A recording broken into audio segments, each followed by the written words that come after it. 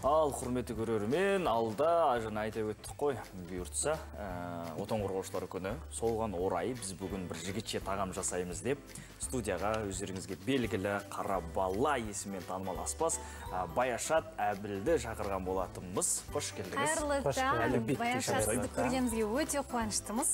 Ассалаумалейкум, қазақ елі. Және Балауса ханымның бүгінгі толған күніңізбен құттықтаймыз. Қош көрдік. Баяшат мырза енді айтты, жаңа жігітше тағам дайындаймыз деп. Біле білсек, тағамымыздың атауы да ерекше, айтып таныстырып өтсеңіз. Бүгінгі тағам қазақтың ұлттық тағамы, нағыз жігіттер жейтін тағам. Бұл жау жүрек деп айтылады, кей жерде жау бауыр деп айтылады. Жау бауыр, жау жүрек деп айтылады. Енді оған бізге қандай өнімдер керек? Қазір бізге ең бастысы жау бауыр деп айтқандай бауырмен жасалады. Бұл бауырды біз бір сағат бойы алдын ала суға бұқтырамыз. Су ма бұл әлде сүт? Сүтке, сүтке бұқтырып аламыз. Бұқтырғанда жай ғана салып қоямыз. Және бізге шымай емес, негізі шарын май керек. Шарын май, кесіп дайындап алдық. Негізгі дәмдеуші тұз, қарабұрыш. Қарапайым және тез дайындалады. Мына салат жапырақтары. Салат жапырақтары заманауи. Бұл әрлеуге. Түсіндіріп беріңізші, неге сүтке салдық? Сүттің өзіне жаңа дәмі сіңеді. Және бауыр біз қазір қуырған кезде қатты жаңа қарлық қалмайды. Құрғақ болып қалмайды, сулы жегенге ыңғайлы болады. Және сүттің өзіндік дәмі болады. Және сүт бауырмен сәйкесімді дәм шығарады.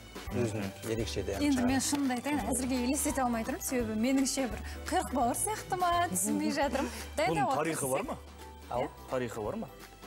Тарихы негізі апаларымыз ұлдары соғысқа аттанар кезде міндетті түрде осы тағамды жасаған екен. Себебі бұл жігіттерге күш береді. Тойымда нағыз батырлар жейтін тағам. Тамаша, ал құрметті көрермен бір ерекше үйде көріп отқан аналарымыз, апаларымыз айтып отқан шығар, бұны да жасағанбыз, бір үлкен аналарымыз жасайтын, көргенбіз, білеміз. Мына жас балаға рахмет, соны бір еске салып жатқанына деп. Еске салып жатыр деген болар, себебі өз басым бұл тағамды мен шынымды айтайын естімеппін. Қазір сізден біліп тұрмын. Жауыр болды, жаңағы күнделікті бір ас мәзірін дайындай береміз ба деген біздің аруларымызға, қыз келіншектерімізге жақсы болды деген ойдамын. Бір жаңа рецепт, жаңа тағам түрін дайындайсыздар. Жұмысқа кетіп баратқан батырларыңызға тойымды болсын, күні жақсы өтсін, бір сәттілік тілеп, демлеп, бауырдан. Мынау сүтке, кез келген сүтке сала береміз бе? Кез келген сүт бола береді. Дүкендікі? Бауырды турап аламыз, жуып аламыз, суын ағызамызды, сүтке сап қоямыз. Ештеңе қоспаймыз. Сіз бұрыш қосқан сияқтысыз? Бұрыш, қара бұрыш қостым. Дәмдеушті осының ішіне қостым. Егер дәмі мына бауырға жақсырақ сіңбей қалады десек, мүмкін қара бұрыш тұздың дәмі мынау сүтке шығып кетуі мүмкін. Ол кезде мынау бауырды алып алғаннан кейін тағы да дәмдендіріп қойып қоюға болады. Негізі дәмі жақсы сіңімді болсын. Қазір шарын майға осылай орап алдық. Енді бұл қазір біз қуырған кезде ажырап кетпеу үшін осындай түйрегішпен түйреп қойған. Түйреп дайындаймыз, жеуге ыңғайлы етіп, яғни майы бөлек, бауыры бөлек бөлініп қалмас үшін осылай түйреп дайындаймыз екен.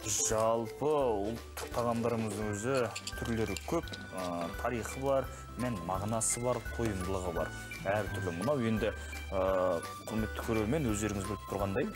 Енді негізі сұрайыншы, мен негізі майды өз басым жей алмаймын. Бірақ енді мен шарын май дегенде естуім бойынша, ол жалпы жүрекке тимейді, қатты майлы емес деп айтып жатады. Айтыңызшы, артықшылығы қандай? Бауырды шарын маймен бірге алғандағы себебіміз, мына шарын майдың майы бауырдың ішіне сіңседі. Сол кезде майлылық сезілмейді жегенде. Ол жүрекке тимейді. Сол үшін ыңғайлы. Сол үшін шарын май, іш май емес, негізі шарын май бауырмен үйлесімді. Сондай аналарымнан естейтін, осы шарын маймен бауырды осылай жасап жеген кезде дейді, адам бала суық болса тоңбайды, жылы жүреді дейді. Ол беретін қуатына байланысты. Қалай білген, яғни калориясы көп тағам болып тұр бұл білуімізше. Көріп отқан көрерменге де бір ерекше таңғаларлық жайт шығар. Сіздерде осындай бір ерекше дайындайтын тағам, ұлттық тағамдарыңыз, аналарыңыз, апаларыңыз үйреткен тағамдар болса, бізге міндетті түрде жолдаңыздар. оқиық, көрейік, келесі бағдарламада жасап көреміз деген ойдамыз, иә болса? Міндетті түрде, құрметті көрермен, жаңа ғана бір ару жазып, қайта-қайта менің туған күнімен құттықтаңызшы деп қайта-қайта жазып жатыр. Мадина деген қыз, иә? Мадина есім Мадина, бүгін менің туған күнім, 13 жасқа толып жатырмын, құттықтай салыңызшы, күтіп отырмын деп, жарайды рахмет деп жылаған смайликтер жіберген екен. Мадина, туған күніңізбен шын жүректен құттықтаймыз. Үлкен, бой жеткен болу өсіңіз. Енді құрметті көрермен, өздеріңіз экранда көріп тұрған WhatsApp номеріне бүгінгі айтып жатқандай отан қорғаушылар тақырыбында ерекшеліктеріңіз болса, отан қорғауда әскери борышыңыз қай жақта өткіздіңіз, сол жайлы да жазып кетсеңіздер болады. Сондай-ақ бүгін міне ерекше ұлттық тағам дайындап жатырмыз. Сіздердің үйлеріңіздерде дайындайтын ұлттық тағамдарыңыз болса, рецептін барлығын жазып берсеңіздер болады. Біз міндетті түрде оқимыз. Біз айта кетсек, бұл тағамға қосылатын өнімдерді баяшат айтып өтсеңіз, қанша мөлшерін айтсаңыз? Бауыр қанша грамм болу керек? Бауыр 300 грамм. Кез келген қойдың бауыры болу керек. Міндетті түрде, және жаңадан сойылған қойдың бауыры болса, дәмі бөлек болады. Шарын май 100 грамм. Және тұз, қарабұрыш дәміңізге қалай, талғамыңызға қаратай. Одан кейін пияз. Және сүт бар. Сүт өзі бауырдың өлшемімен бірге құйылады.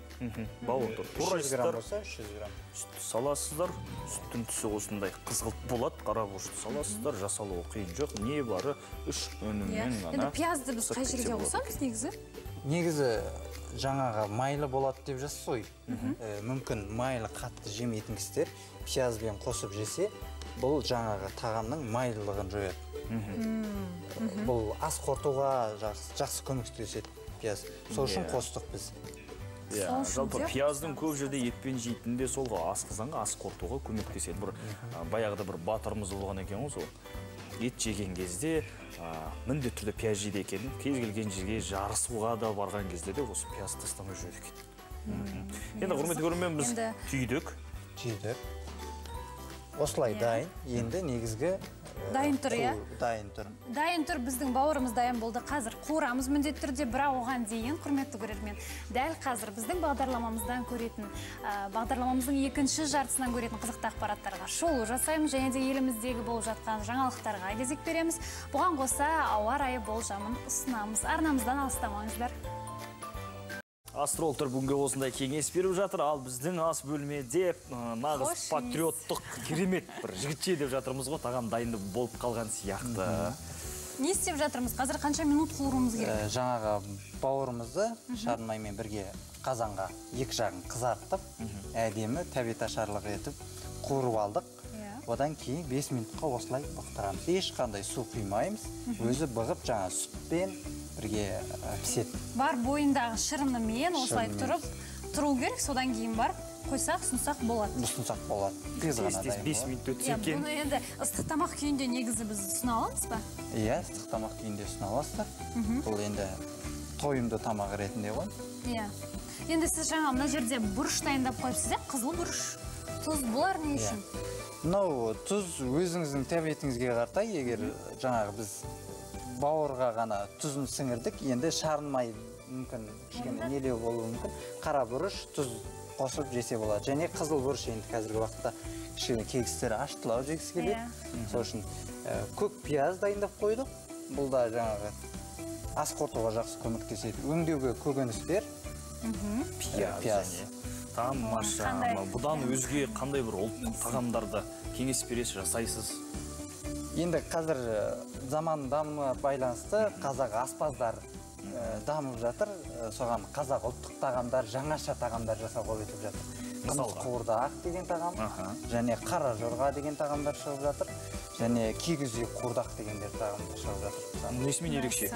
Олар заманауи, осы өзіміз жеуге ыңғайлы, жаңағы тәбеташарлығымен, және бұрынғы тағамдар енді қуат берер не болды ғой, ауырлау болды. Қазір жей алмайды.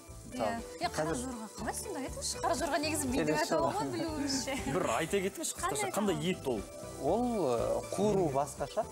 Енді түріне қарап қойылған ат, ол жаңағы қара, қызыл, әртүрлі нелер бар. Заманауи оған әртүрлі көкөністермен жасауға болады. Мысалы, баклажан, Қойдың еті ме, ол қай жақ? қойдың етімен.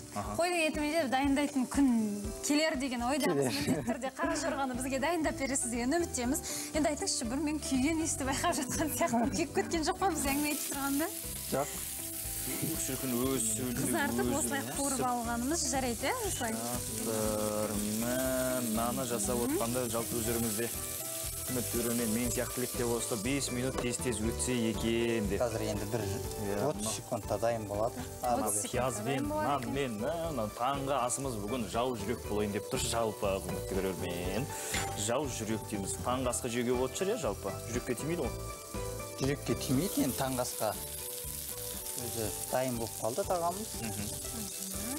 Жалпы құрметті көрермен, жасалу өте оңай, өздеріңіз көрдіңіздер. Біз жігіттер қауымы көбіне өзіміз бас қосып, кәуап жасап, түрлі тағамдар жасаған жақсы көреміз ғой. Міне, жау жүрек міндетті де жасасаңыздар болады. Өте оңай.